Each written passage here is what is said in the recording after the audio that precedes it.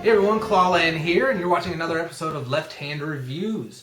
Now today we're going to look at an awesome solitaire and two-player game, RAF, the Battle of Britain 1940. RAF is actually a re-implementation of a game of the same name, RAF, that was released by designer John Butterfield in 1986. But this re-release was published in 2009 by Decision Games, that is not only going to bring you that game with some improvements and streamlines, but also 2 additional games. So you're really going to get 3 games in one, with each of those games having several scenarios, and you get a ton of game in this box. So,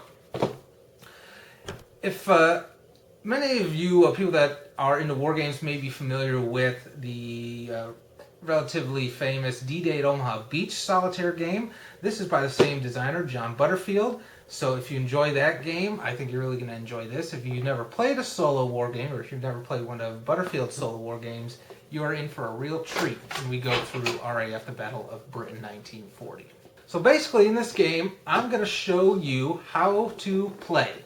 I'm not going to go over all the rules because there's a lot to it, and we're only going to be looking at RAF Lion, which is the solo variant when you take control of the British as they're trying to defend against the German bombings of England. The complexity level of this game is, I'd say, medium or so. So when we go through it, I'm going to leave out the advanced rules, I'm going to leave out some of the optional rules, and we're just going to go through the core game.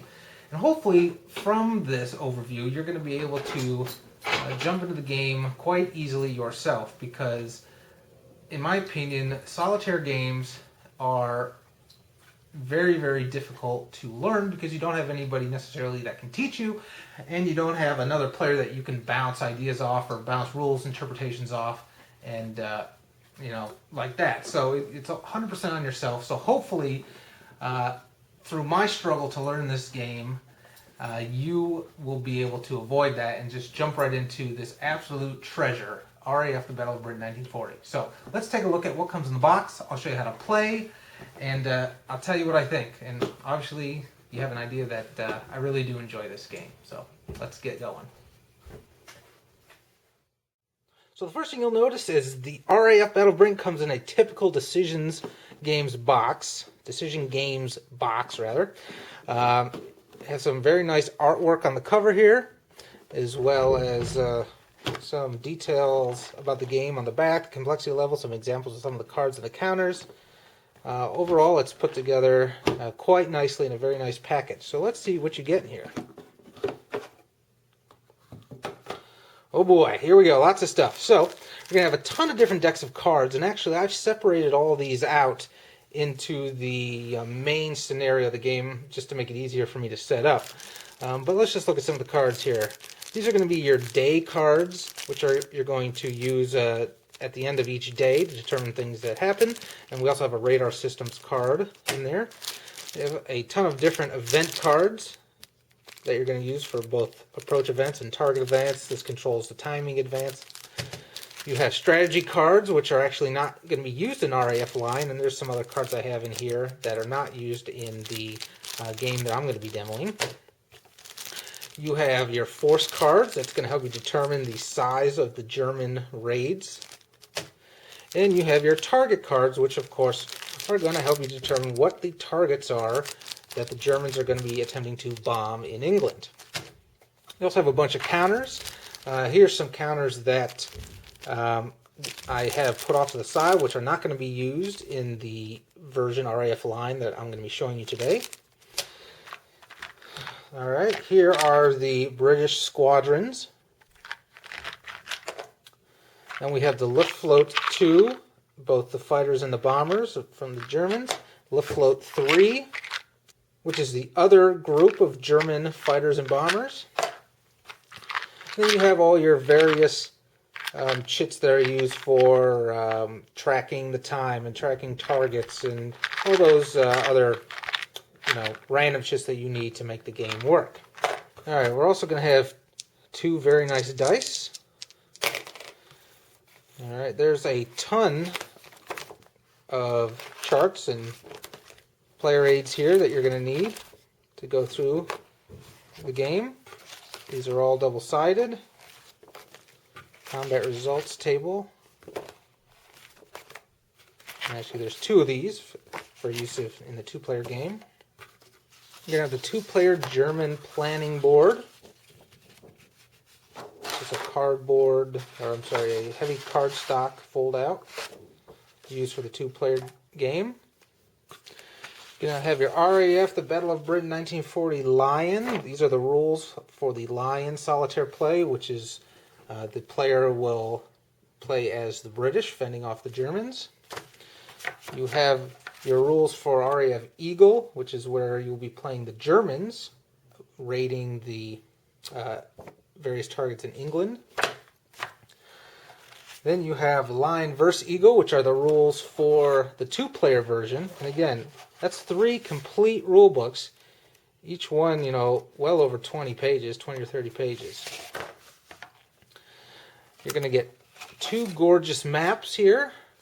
One for Lion in the 2-player version, and one for the German version. And of course, what I've come to expect from Butterfield's games is a wonderfully illustrated and detailed recounting of the Battle of Britain. It gives you a lot of historical background of the subject matter that this game portrays. And it really helps you get into the mindset of what both the German and the British had to go through during this battle. So now, just to take a closer look at some of the counters here before we actually get into the game. So here's a Spitfire squadron. So what you're going to see on this card is the type of aircraft, Spitfire.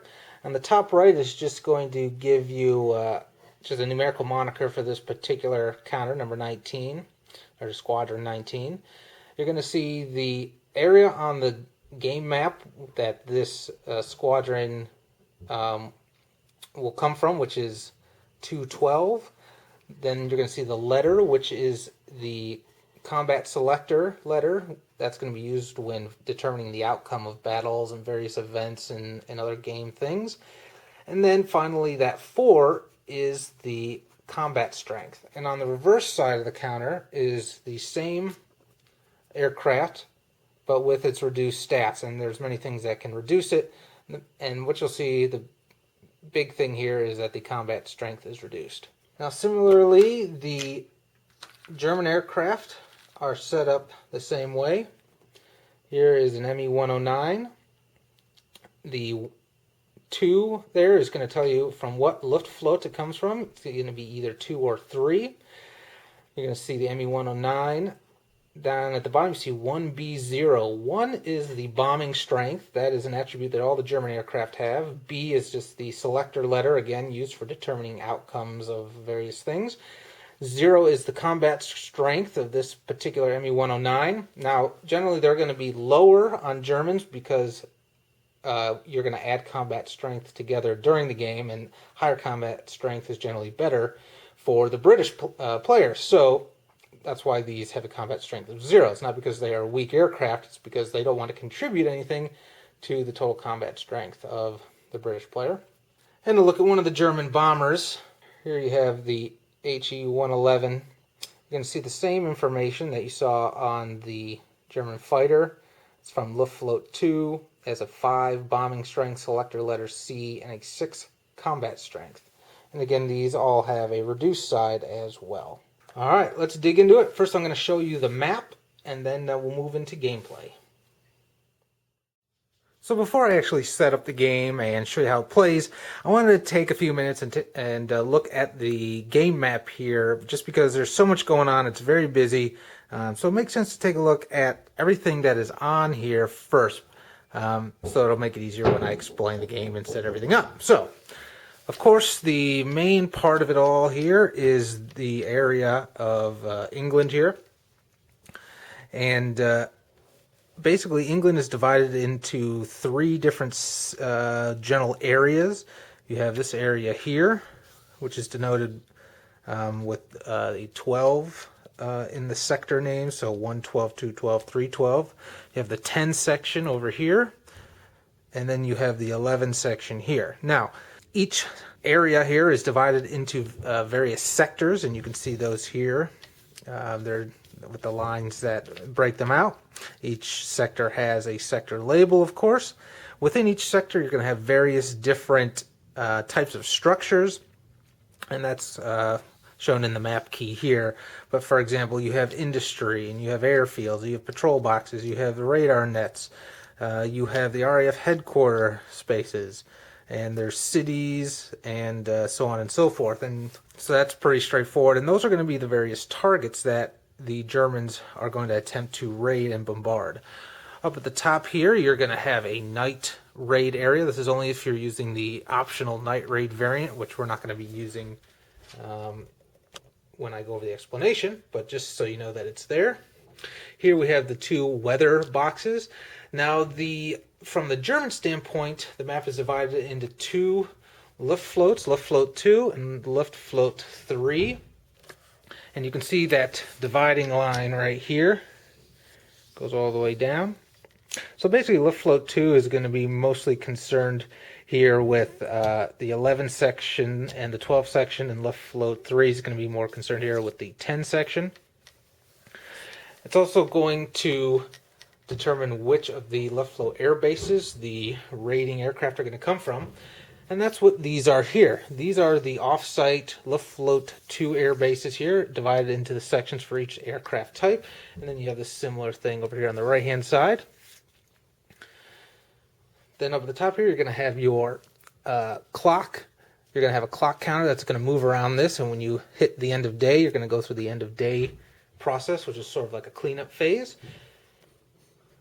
Up at the top, we have our calendar track. It's going to track the days throughout the German raids, and various things will happen as you reach certain points on the track. Then you have your replacement points area here. Each turn, both the Germans and the British are going to accrue replacement points, which are going to be used for replacing their lost aircraft. You have the Luftwaffe depletion points. That's going to signify the depletion of their raw materials and their aircraft, and we'll get more into that when we go through the game, of course. You have the various tracks and tables here. The raid detection track. This is used for determining how well the British detected the German raids, how early their warning was, and the value of the intelligence that they've gathered, and various modifiers that correspond to determining where you will be on this track. Now you have the raid priority table. All the various structures, radar nets, industry, airfields, or whatever, are going to have a specific priority, and you're going to roll against this table to determine if you're going to be coming up against a major raid or a minor raid. You have a weather table down here, determine the weather in the two areas of the map. You have your raid display. This is where most of your combat is going to be occurring. Your channel patrol box, closed escort box, bomber box, and the hunt box. We'll get into that when we go through combat, as well as an in-flight box. Losses are going to be here, the heavy German and British losses, your German light losses. We'll go there. Now over here we have the RAF tote board. British squadron light losses will go here, as well as when various craft have to land and rearm. They're going to go on this track here, corresponding with the sector that they've come from. You have your victory point summary. It's going to tell you how to win the game. Some squadron turnaround summaries here. Your victory point track is right here. It's going to track your victory points. And then, of course, over here you have the nice RAF 2-player outline of the turn, and the RAF Lion 1-player outline of the turn. Now, for this review and demonstration, we're just going to be playing the solo RAF Lion variant. So this is the sequence of events, the sequence of steps that we're going to go through each turn. All right, so let me set up the game, and I'll show you how it plays. So this is what you're going to see when you set up for the hardest days scenario. I'm not going to go over the entirety of the setup because that would just take too long. I'll just give you a basic idea of what I did. We put all of the appropriate British squadrons in their sectors that they belong to based on what it shows on their counters. We set the German priority markers here on the priority track so we can determine the raid priority for the various targets. Each of the Left Float 2 and Left Float 3 fleets are set up in their appropriate air bases. Then we set up the tracks up here at the top. We have the calendar track, of course, our replacement points, our depletion points. The detection here will move for each particular type of raid. And there's not going to be anything down here in the tote board yet because we haven't gotten any sort of combat.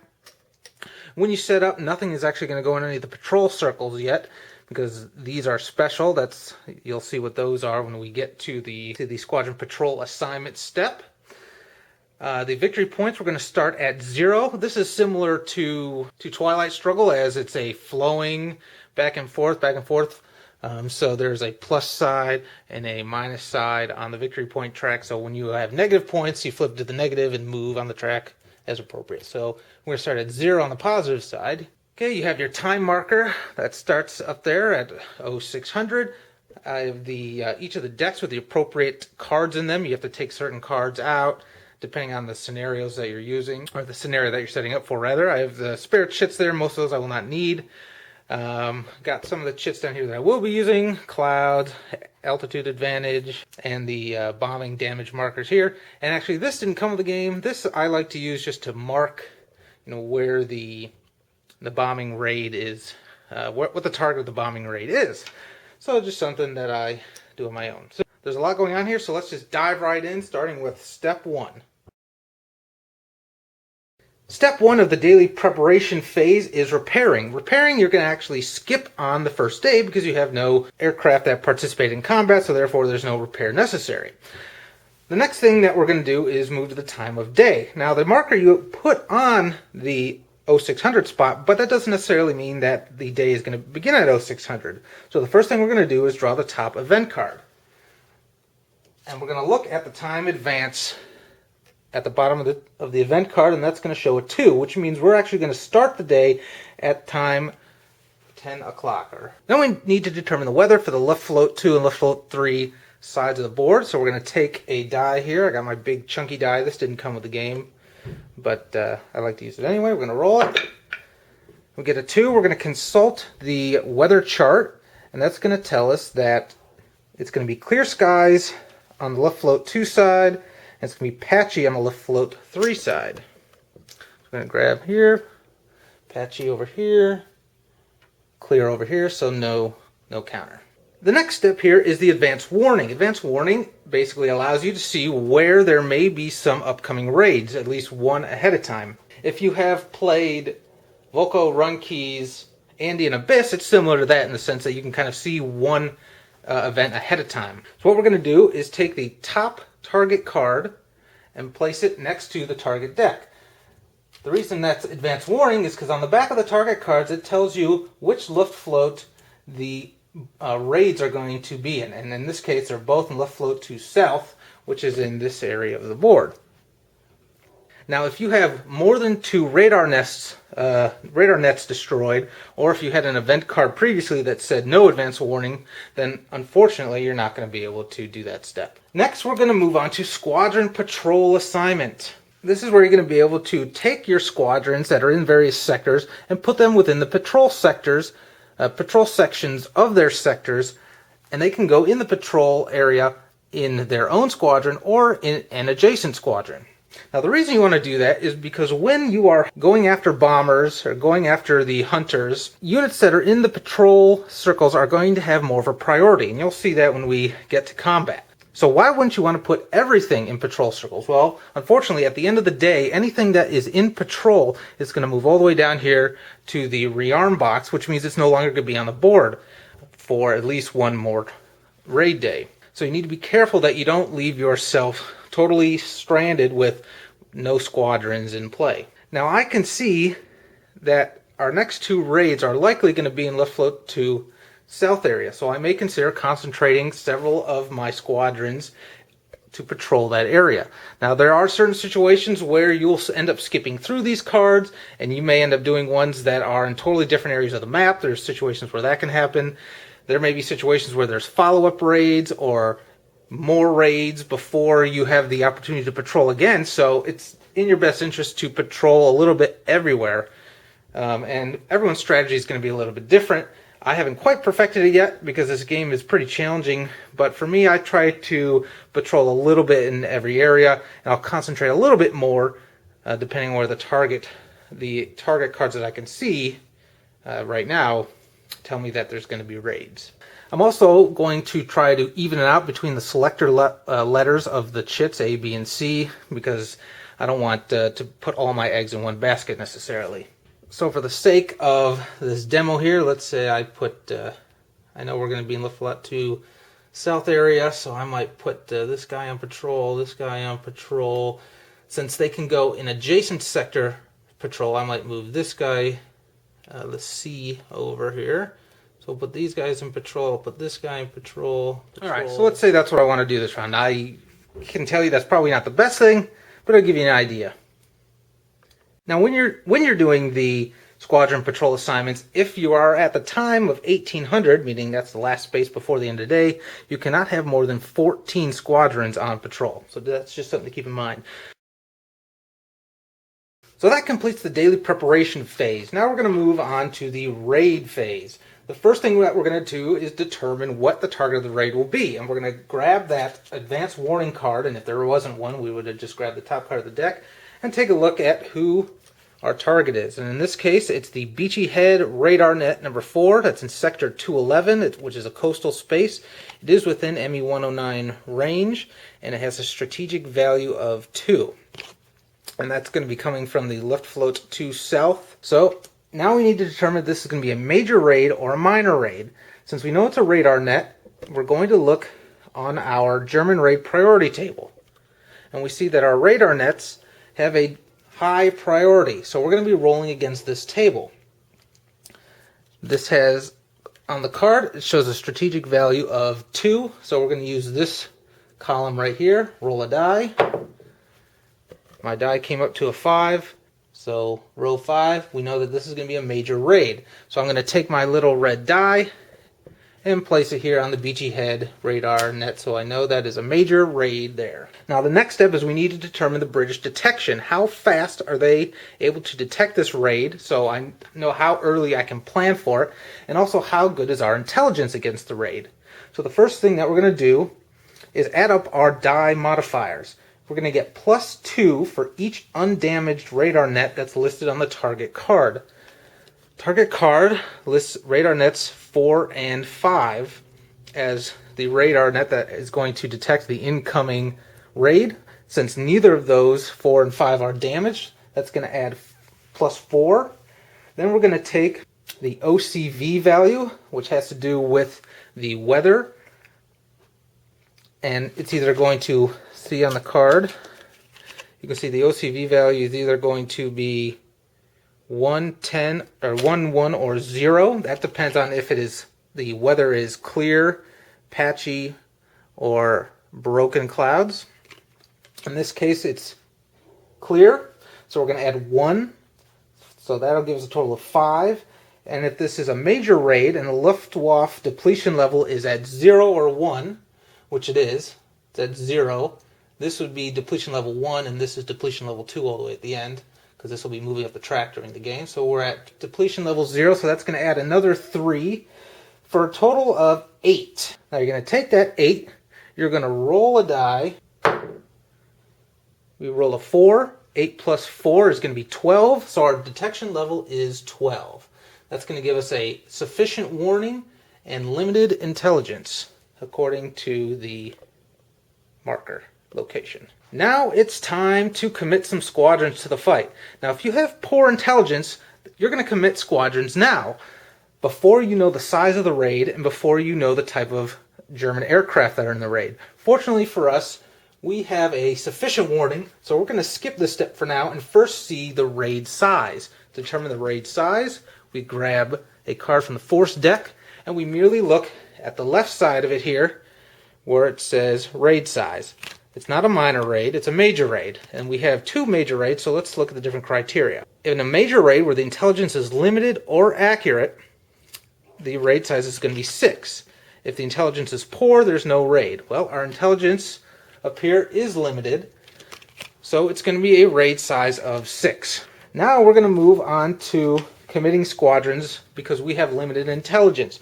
Because our intelligence is limited, this is the time that we get to assign our squadrons that are going to be battling. If, in fact, we had accurate intelligence, we would wait another step. But unfortunately, we have to do it now. When all we know is the raid size of 6, we don't know what particular bombers and fighter aircraft are going to be in the raid yet. Squadrons that you're able to commit to a raid is going to be based on the warning level. So you're going to look on the chart here. Warning level sufficient says squadrons patrolling and in sectors en route are able to commit to this battle. So we're going to look at the card. The card tells us that the en route sectors to this target is sector 211 only. And since we have that sufficient warning, any target that is patrolling in that sector and any squadron that's patrolling in that sector or any squadron that is in that sector but not necessarily patrolling, we can commit to the fight. So let's look up here. 211, we have a total of 3 squadrons in this sector. So I'm going to grab both of them. It's up to you how many you want to do, and you can do 0 if you so choose. And those guys are going to go down here to our hunt box. Now we move to the raid deployment step. This is where we're going to determine what German forces are going to be raiding our radar net. So what we're going to do is draw another force card. This force card we're going to use to determine the aircraft. So we'll put it right here. Remember, our raid size is 6, so what I like to do is take this card and cover up all the way down to the 6. So now we see the top 6 raid aircraft that are in this major raid of 6. And we're going to take those aircraft and bring them off of their air bases and bring them down here, and then we're going to assign them to the raid display as necessary. So the first thing that we're going to do is grab an an HE-111. So we're going to grab that from their air base here. Now when you're selecting these, the rules state that you want to grab equally from the A, B, and C selector levels. We'll just grab this guy here. Next is an ME-109. So we'll grab that. Okay, now another HE-111. And another ME-109. An ME-110. Now when you're selecting ME-110s from Lift Float 2, you always have to take the elite units first if able. And then finally another ME-109. You're not allowed to take reduced units, that is units that are flipped over to their reduced side. And in the situation where you do not have a particular aircraft because there's none in the box or because there's only reduced ones, you have to take substitutes. For fighters, you just substitute the other fighter type. If there's, and then for the bombers here, you're going to substitute a different bomber type, and the rules state a priority of substitution. If there's a situation where you are unable to substitute, as you're moving down the raid aircraft, you're immediately going to stop at the level that you can no longer bring planes into play. So it's important to do these one at a time, because if I get to part 3 here, and I have no more 111s, and I have no other bombers, let's say, then I would immediately stop, and my raid size would actually be much smaller. So that would always be a good thing. Alright, so we selected all 6 of our raid aircraft here. Now we're going to assign them to the raid display. Our squadrons here always go into the hunt box. Your bombers are going to stay here in the bomber box. Your ME-109s are going to come down here to the hunt box as well, because they're going to be hunting for these squadrons, trying to pick them off before they have a chance to have their go at the bombers. And your ME-110s are going to be escorting your bombers, so those are going to move up in the close escort box. Now on this card you see this CP here, this ME-109 CP. That means that actually one of these ME-109s is going on channel patrol, because historically some of the ME-109s would patrol the English Channel and run strafing and things like that. So this guy's actually going to go up here into the channel patrol box, which is good for us because that kind of brings him out of the fight and it depletes some of the German forces for us. In the case that we had accurate intelligence, now would be the time that we grab our squadrons after we see what the British are bringing into the fight. But since we only had the limited intelligence, we did it before. So it's really interesting on how that, how your intelligence level, your detection level, influences when you're able to bring the squadrons into play. So I really like that about the game. Anyway, so we have our German forces, our Gruppen. We have our squadrons. So now it's time for the German Gruppen to intercept our squadrons. Basically, you're going to look at the number of Gruppen and the number of squadrons that you have in the hunt box. If the Gruppen are less number than the squadrons, then all the excess squadrons you can move to the bomber box if you so choose. That's nice because they outnumber them. And you know what? That's what I'm going to do, because ultimately I want to take out these bombers before they have a chance to bomb these targets. Now, of course, I'm going to be reducing my strength here during the hunter battle, but I really want to get these bombers out of here. So I'm going to take my Hurricane and move him up here to the bomber box. Now we have an equal number of Gruppen and squadrons. In that case, they're all going to be intercepted, and we're going to move on to battling. Now, before we battle, we're going to draw a raid approach event. So we're going to go over to our event deck and grab an event. And we're going to do what is on the L event, the L or the A, which stands for RAF Lion or all versions. And we're looking at the approach event. In this case, it says ME-109's close escort. Move all B ME-109 Gruppen from the hunt and in-flight boxes to the close escort box. So let's look in the hunt box here. Here's our ME-109s. We have an A and a C, so there's no B's there. We're going to look in our in-flight box. There's none there. So actually, this event is not going to take place for us. If there was some B's in here, they would move up here to the close escort box and help escort the bombers. But in this case, this event doesn't take place, so we just take it, stick it in the discard pile.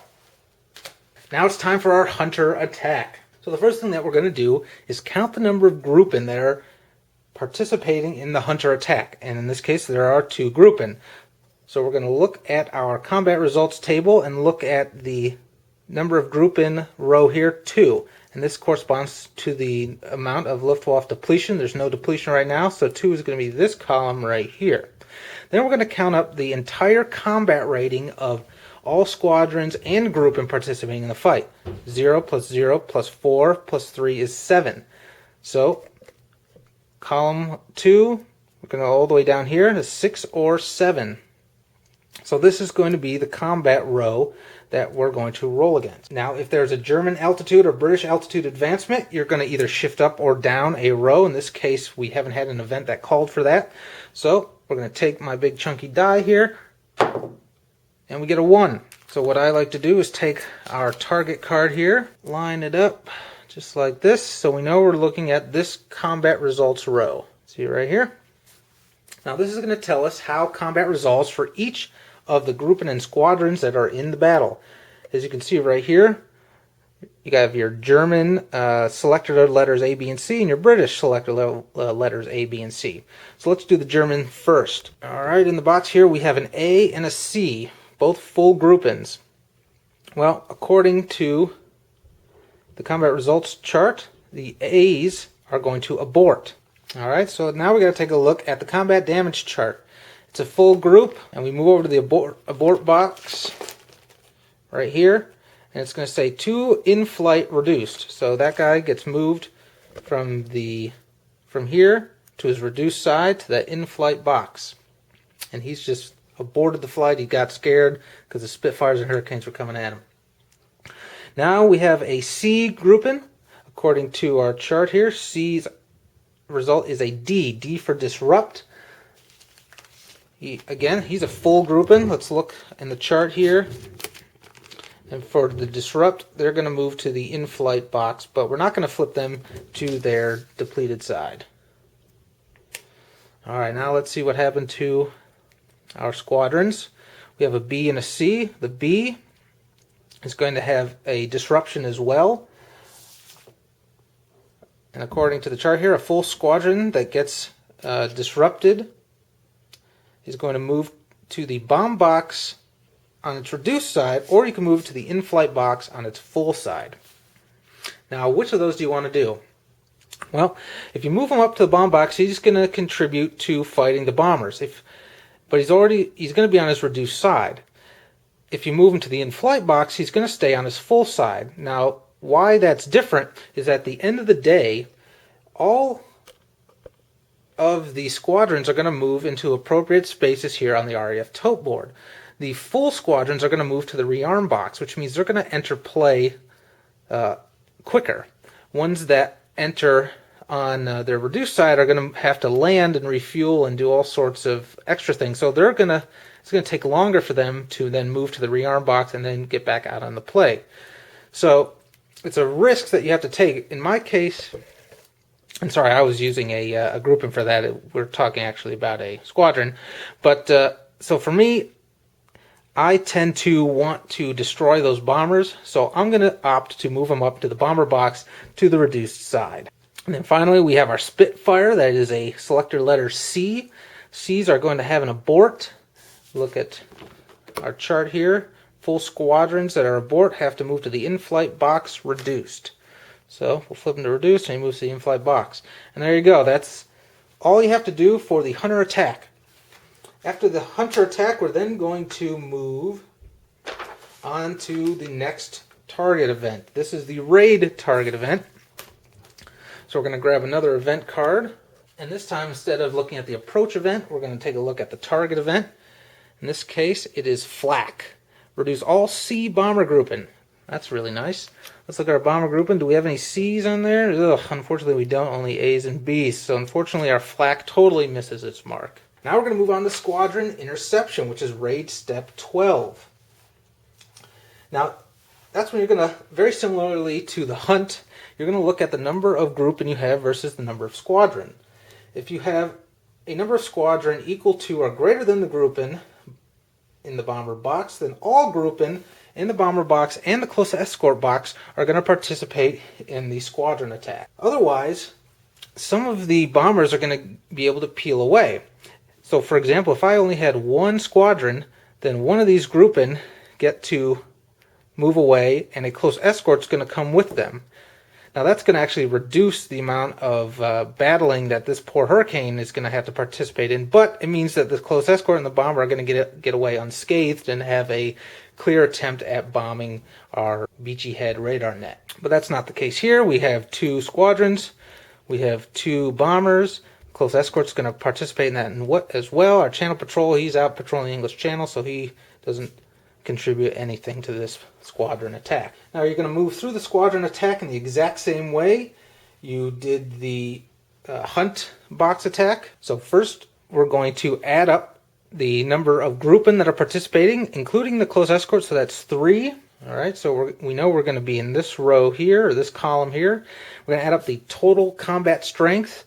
6 plus 6 is 12, plus 3 is 15, plus 2 is 17. So we know we're going to be in this one right here, row F. So we're going to be somewhere here. Again, adjusting if there's an altitude advantage, which there's not. I'm going to roll the die. 4. So we know we are right here. DLA, DDA, which is disrupt, light loss, abort, disrupt, disrupt, abort. And again, let's go through these guys one at a time. Let's start with our elite close escort ME-110 up here. He's a B. Well, German Bs are going to suffer a light loss. So we're going to look at our chart here, look at the close escort box, or the close escort matrix. He's a full grouping, suffers a light loss. So that means he's going to go to the light loss box, and I get +1 victory point. So here he goes over the German light losses. Now I'm going to move my victory point up 1 point. All right, let's look at the bombers. We have an A bomber, according to the chart here. A is going to be disrupted. Disrupted in the bomber box for a full group is going to be staying in the bomb box, but they get reduced. All right, now we have a B. The B's, again, just like the ME-110 here, it's going to suffer a light loss, but that is going to be slightly different for our bomber, or it could be. So, a full group in the bomber box, light loss, it's going to move to the light loss track, and we get another VP. Alright, now finally let's take a look at what happened to our squadrons in this fight. We have an A and a B. Let's look at the A. According to our chart here, A's are disrupted. A full squadron in the bomber box that gets disrupted is going to move to the in-flight box, but to its reduced side. And a reduced squadron, selector letter B. B is going to be disrupted as well, but since they're going to move to the in-flight box reduced as well. And there you go, we just resolved our squadron attack. The next step we're going to move on to is raid step number 14, that's bombardment. Any of the surviving bombers are going to be able to bomb their targets. Unfortunately, we weren't able to take out all the HE-111s. We still have one, although he is reduced. I think he lost an engine on there, so he's not going to be moving as quick. His bombing ability is going to be reduced. Now, in order to determine the bombardment losses that we take, we need to grab our handy-dandy bombing table here. Now, on the bombing table, it's going to show you columns for the total bombing strength, and you're going to roll a die, and that's going to show the amount of damage you can that's inflicted. It's either going to be 1, or 2, or H. H stands for heavy damage, which is going to be 3 points of damage, and possibly more. Now, there are cards that can double the damage, and there's other things that can affect the amount of damage, and each damage that's inflicted to you basically equates to a negative victory point. So a damage of 2 would be negative 2 points. And then depending on what particular thing is being bombed, be it a city, an industry, an airfield, a radar net, there's going to be other things that can possibly happen. So we're going to have to take this into account as well after we see the bombing damage. Now, we're going to look at the bombing level, or the bombing strength of our HE-111, which is 3. So we're going to look on the chart here, and we are going to be looking at column 3, and I'm going to roll a die. And we rolled a 5. So if we look at column 3, we move down to 5, that's going to be 1. So we're going to do 1 damage. We're immediately going to lose 1 victory point. And now we need to consult our bombing damage summary to see what happens to our radar net. So according to the bomb damage summary to our radars, if we do 1 or 2 points of damage, we're going to have to place a light damage marker onto the radar net. So in this case, that is what happened. So we're going to take a light damage marker and place it right here on Beachy Head radar net number 4. Now, one thing that I didn't mention because it didn't come into play here, but when you're determining the bombing strength, you want to be far over to the left as you can, because as you can see, then it's harder for the bombing to do damage. And there's ways that the column that you're in is modified. It's not just the total bombing strength of the German grouping. You're going to shift to the left depending on if there's patchy or broken clouds, which is good for you. If there are only Junkers 87s, which are notorious dive bombers, you're going to move 2 columns to the right, assuming you're not attacking a radar net. And also, if there was no bombers intercepted, meaning there was no squadrons at any time in the bomber box, so they had nobody to fight against, then you're going to have to shift 2 columns to the right as well. So that makes it easier for them to do damage. So you need to remember that and take that into consideration.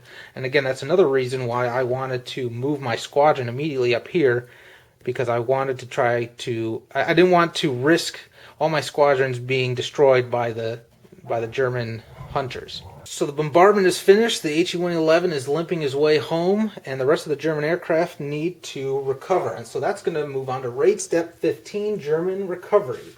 All grouping that are in the raid display here are going to move to the in-flight box, and now we're going to distribute them as necessary. All bomber grouping are going to move back to their bases with their reduced side up. HE-111, we're just going to put back. Then all the full fighter grouping are going to move to the clock 3 spaces ahead of the current time. There's 2 of them in here right now, right? And so they're going to move up 3 spaces. 1, 2, 3. So they'll come into play later. The reduced grouping that we had in there is going to move 4 spaces ahead. 1, 2, 3, 4. So he'll come in even later still. Our squadrons are just going to stay in the in-flight box until the end of the raiding day. Now, if there is a situation where placing the German group in 3 or 4 spaces ahead would force them to move into the end of day space, you're instead just going to move them back to their appropriate air base, flip to their reduced side, just showing that they're not going to be able to participate in any raids for the rest of this particular raiding day. Finally, we're going to move to the clock update, and you're going to advance the clock a number of spaces equal to the time advance listed on the most recently drawn event card, which would be this one here. The time advance, it says, is 2, so we're going to move the clock ahead 2 spaces to 1400. If the clock advance or time advance is 0, you don't advance obviously at all, and you're going to move back to the raid step, and you're going to continue raiding over and over until you finally advance that clock. So again, that's how I said earlier, just because you have that advance warning doesn't mean that you see everything that's coming, because if this time advance happened to be 0, I'm going to have to keep moving through this deck until we finally do some timing advance. So you need to be aware of that. But in this case, we did move ahead a couple hours or a few hours. So we're going to move to our airfield operations phase. So the first thing that we're going to do in the airfield operations, step 1, is our German fighter turnaround. Anybody that's on the clock, on the space, or before, if we have to move ahead of it, is going to move back to their appropriate air bases. Then we're going to do our squadron turnaround, and that's going to depend on whether the time had just advanced 1 or 2. Since the time had advanced 2, all squadrons that are in our rearm or landing boxes are going to move back to their sectors. Now, of course, there's none here right now. Full squadrons in the in-flight box are going to move to their sector's rearm box. Again, that's a situation that we don't have right now. And reduced squadrons in the in-flight box are going to move to their sector's landing boxes. So these guys are all from Sector 211. So they get flipped to the full side and get put in the landing box. So, if you recall, next time we get to this clock update phase, landing are going to move to rearm, and then rearm will move back onto the board. Since these guys were reduced, they need to land, have some repairs, refuel, rearm, etc. Now we're back to the advance warning. We don't have 2 radar nets that are damaged, so we are able to do some advance warning. So we're going to take the event card here, place it down, so now we can see that our next 2 events are going to take place again in lift float 2 south. Then what we're going to do is move on to airfield operations step 4, the squadron patrol assignment. So remember all our squadrons that we put on patrol? All these patrolling squadrons are going to move back into their sectors. Now, if we'd only advanced the clock 1 space, all the patrolling squadrons would actually move down to their appropriate rearm box. So it's a good situation that did not happen here. It's always nice when you get to move them directly from the patrol back into their sector. And then, actually immediately after we do this, we're going to move to the phase in which we can then reassign them to the various patrol spaces as we see fit. So again, now I'm going to replace them on patrol as I see necessary based on our advance warning. And then we're going to move back to raid step number 1, determining the next raid. So what you're going to do is, starting the next raid phase, is to grab a target card. You're going to determine the German raid priority. You're going to determine the size of the German raids. You're going to assign your squadrons. You're going to battle it out against the German hunters. Then you're going to battle against the bombers. You're going to resolve the bombing, resolve the damage of the bombing, and you're going to keep doing that over and over, resolving the events as you go, until you finally move this time marker all the way back to the end of day. When that happens, then we're going to move to the calendar update phase. This is kind of a reset phase, or a cleanup phase. You're going to reset all your squadron and grouping, and there's some rules surrounding that I'm just not going to go over. If you're playing with the night raid optional rules, you're going to conduct your German night raids. Then you're going to move on to the calendar day advancement. So what you're going to do is draw a day card to determine how many days are going to pass before the next raid. So you grab from the day card deck here, and you can see that this one says 4 days elapsed. So you move the calendar marker ahead the number of days, and you're going to get 1 VP per day. 1, 2, 3, 4. Move up 4 VPs, which is at 5 total VPs. Next thing that we're going to do is carry out the event that is on the day card. We look at it here, and the event says set German target priorities. So the priorities that we set at the beginning of the game here are going to possibly change. In this case, it's going to be based on the date. The date right now is August 15th. So that's going to fall into this first row here. Radar are going to move to low target priority, as well as the ports. Our airfields and industry are going to move to high priority, and cities are going to move to low priority. So there's no medium priority targets right now. So the next step is to update the replacement points. The replacement points are going to be shown here on the day card for each of our aircraft type, as well as our experienced pilot is going to be based on our victory point. So I already took the time and moved those up. Then we're going to move on to calendar update step number 6, which is light loss replacement. So all of our squadrons and grouping that happen to be in the light loss areas of the board, we're going to move back into their respective airbase or sectors. What you're going to do for the squadrons is you're going to move down a matching replacement point based on the type of aircraft and an experienced pilot point for each. So for example, if I had a Spitfire here, I would move the Spitfire replacement point marker down 1 and also the experienced pilot marker down 1, because it takes an experienced pilot and a new Spitfire to move them from the light loss box back into the appropriate sector on the board. If there's a situation where you don't have enough points, or say for example I don't have any more Spitfire replacement points, then I can't bring them back. If I don't have enough experienced pilot points, I can still bring the Spitfire or the plane in question back, but unfortunately it's going to be flipped to its reduced side because this is a green pilot that we have here instead of our normal experienced pilot. And similarly for each group in the light loss box, you're going to move the appropriate replacement point counter down 1 and move them back to their airbase on their full side. If there's no replacement points available, then you're still going to move them to their airbase, but then you're going to move up the Luftwaffe depletion points up. And that's going to affect their fighting strength. If the depletion level moves up to depletion level 2 at the very end, then you're not going to be able to move any of the German light loss aircraft from the light loss box. They're just going to stay there dead for the rest of the game. Then after we do that, we're going to move on to the heavy loss replacement. Each squadron in the heavy loss box, you're able to spend a matching replacement point to move that unit to the light loss box. And again, if there's no replacement points available, you need to leave that unit in the heavy loss box. In this situation, since we're at the beginning of the game, we don't have any German squadrons in the heavy loss box, but you can see heavy losses are going to move to light, and actually the squadrons move to their light loss box here, and then the following day they'll be able to move from the light loss back on the board. So heavy losses take longer to bring back into the battle. And you're going to do the same thing, obviously, for the German heavy losses. You're going to move them from heavy loss into the light loss box.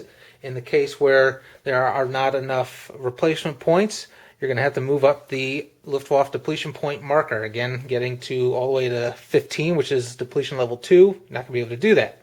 Now, in this scenario, that's basically everything that you're going to do. In some of the longer scenarios, there's going to be other things that happen as you move up to various places on the calendar track. There's other things that are going to take place, other victory conditions that are going to come into play, like Operation Sea Lion.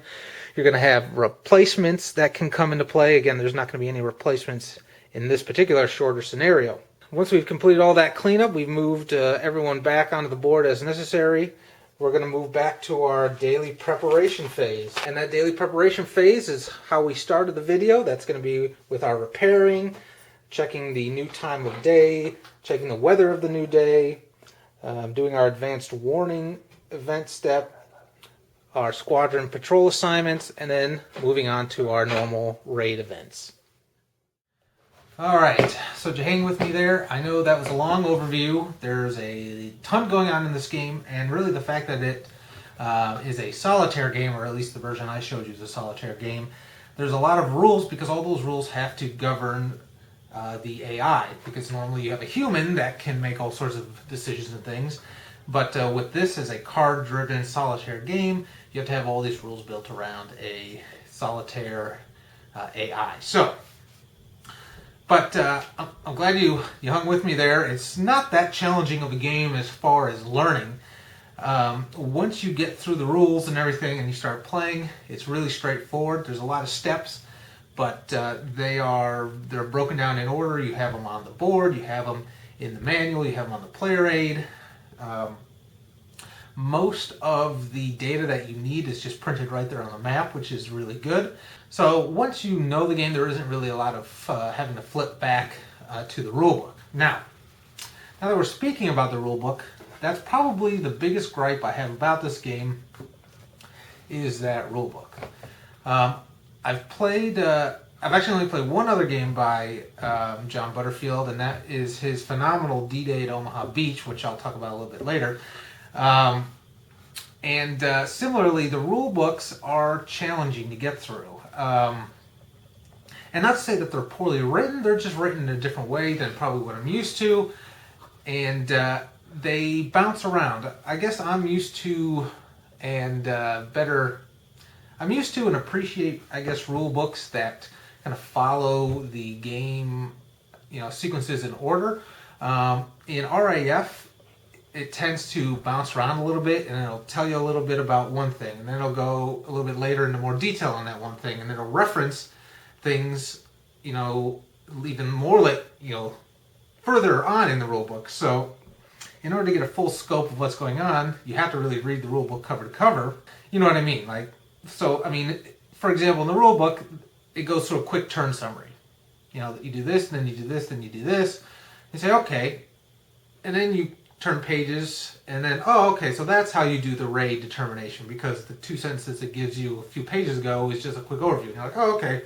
But then, so you're thinking, now it's going through each step of the, of the turn by turn. So, but it doesn't. It'll skip certain things and totally leave them out or go into them later, and some of the wording is poor and inconsistent with what's on the map and what's on the cards. I guess I feel like I'm making it sound worse than it is, but it's not perfect.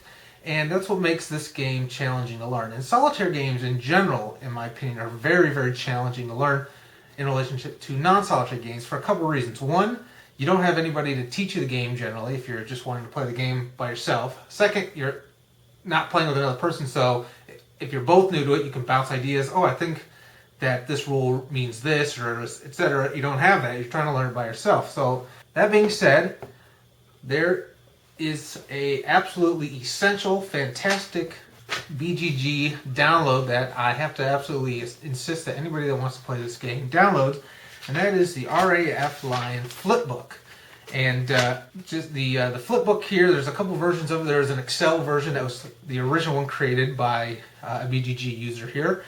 And then another user adapted it basically into a PDF file that you can just print out, so you don't have to try to print out an Excel spreadsheet.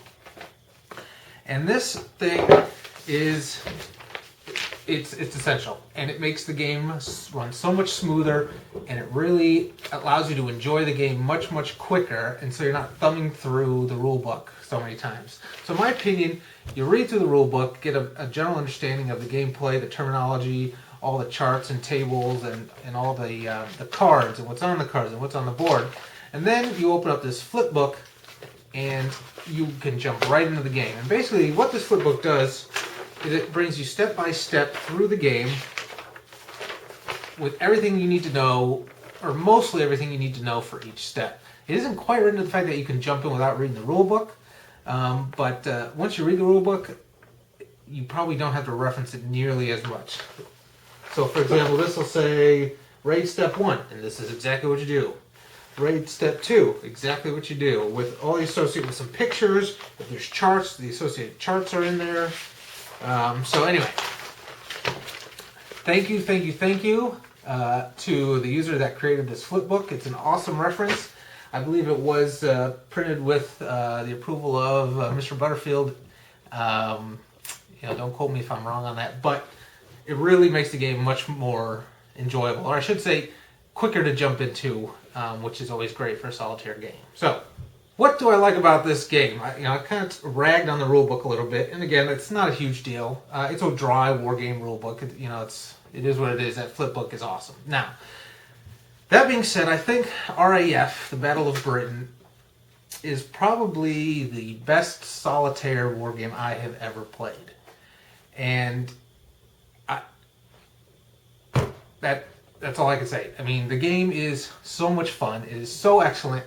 It's so streamlined. I mean, there's like 40 steps in a turn, but I mean, they're so little and they're quick. You go through, 1 or 2 raid days, or you play through the that tutorial scenario once or twice, and at that point you probably don't even need the flip book. You pretty much know what you're doing. You might use it just to reference the charts, and those are included on cheat sheets anyway with the game, so probably don't even need that. So the game is just so much fun. There's a lot of decision making. It's extremely, extremely tactical because you're drawing these cards and you don't really know a lot ahead of time of what's going on.